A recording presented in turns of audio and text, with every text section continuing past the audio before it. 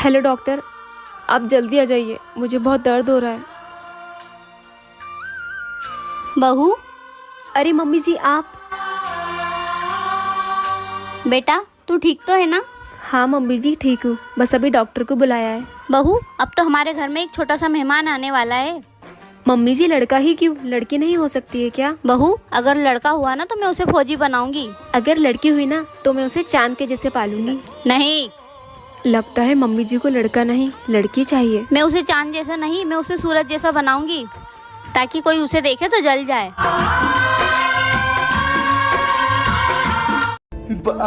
बहू कहाँ रह गई? तेरा भाई आ गया। अरे भैया आप। हाँ आ गया तेरा भाई। और सुनो, तुम्हारी बहन को लड़का हुआ तो ढोल बाजे से लेकर आएंगे। अगर लड़की हुई तो इस घर में कदम भी नहीं रखने दूंगी। आंटी जी आप ऐसा मत कीजिए, लड़का ही होगा। चल बहन। भाभी भाभी क्या हुआ? भाभी ने कॉल करके मुझे ऐसे क्यों बुलाया? वो अंजलि अंदर है, आप जाके बात कर लो। भाभी क्या हुआ? दीदी मुझे तो लड़की पैदा हुई है, माँ जी तो मुझे उस घर में कभी नहीं आने देंगी। भाभी आप टेंशन मत लो, आप चलो मेरे साथ। अरे बहू क्या हुआ है? वो माँ जी। क्या हुआ है? क्या माँ लड़का हुआ है? चलो भाभी।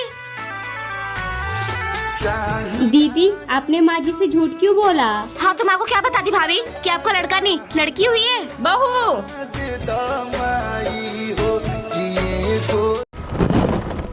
मम्मी जी आज पनीर की सब्जी बनाऊं? बहुत दिनों से पनीर खाने का मन कर रहा है। नहीं बहू, मेरा कढ़ी चावल खाने का मन कर रहा है, तो तू कढ़ी चावल बना दे। ठीक है मम्मी जी।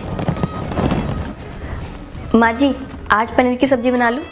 नहीं बहू, तुम्हारे ससुर जी को पनीर की सब्जी बिल्कुल पसंद नहीं है, तो एक काम करो तुम भिंडी बना लो। ठीक है मम्मी जी। माँ जी नैनत जी का फ़ोन। हाँ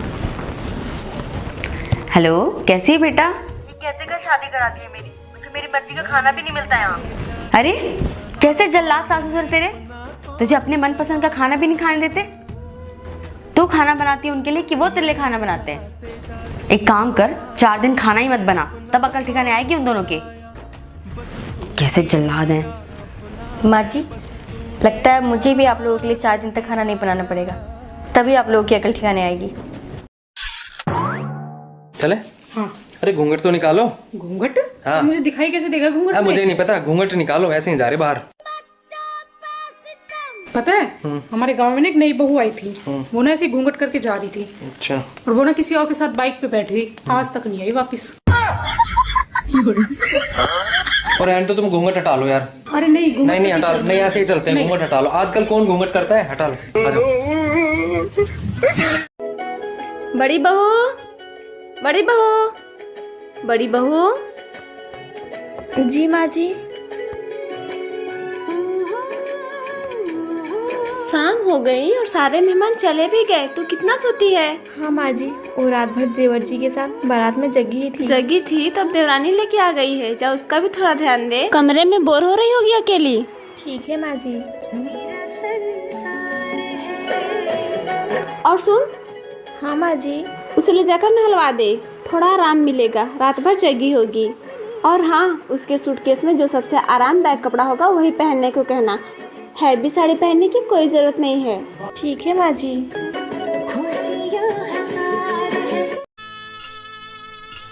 अरे झूठी लड़की नहीं तुझे अपने प्यार के चक्कर में फंसाया, नहीं तो तू तो अच्छा लड़का था।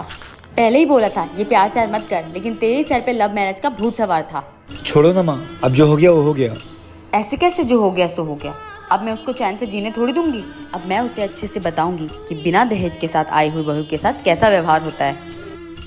सही कह रही हो माँ, इन लोगों ने मुझे बहुत बड़ा धोखा दिया है और मैं इसका बदला लेकर रहूंगा। ननद जी एक बात बताइए, ये बाहर झगड़ा किस लिए हो रहा है? तुम्हारी वजह से। मेरी वजह से? मुझे तो आए इस घर में ठीक से 10 दिन भी नहीं हुआ। तो क्या हुआ? तुम्हारे बाप ने दहेज नहीं दिया, इस वजह से मेरे घर में झगड़ा हो रहा है। पर आप लोग जानते तो थे कि मैं बहुत गरीब परिवार से हूँ, और आप लोग ने दहेज के नाम पे कुछ मांगा भी नहीं था। अगर ऐसा ही था तो आप लोगों को मम्मी पापा को बोलना चाहिए था कि हमें दहेज चाहिए। मेरे मम्मी पापा ने तो सोचा आप लोग भले इंसान हैं, तो उन्होंने सिर्फ अपनी बेटी उठाकर दे दी। नेक्स्ट पार्ट के लिए कमेंट करें। भाभी बारिश की वजह से मौसम इतना अच्छा हुआ है कि पकौड़े खाने का मन कर रहा है। आप बनाओगे क्या? अब मेरी ननद का पकौड़े खाने का मन कर रहा है तो बनाना तो पड़ेगा ही। थैंक यू भाभी, यू आर सो स्वीट।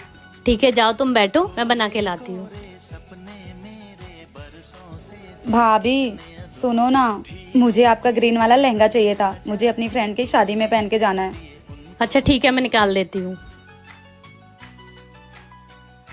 भाभी ये देखो, ये कैसा लग रहा है? अरे ये तो बहुत प्रीटी है, तुम पे बहुत अच्छा लगेगा।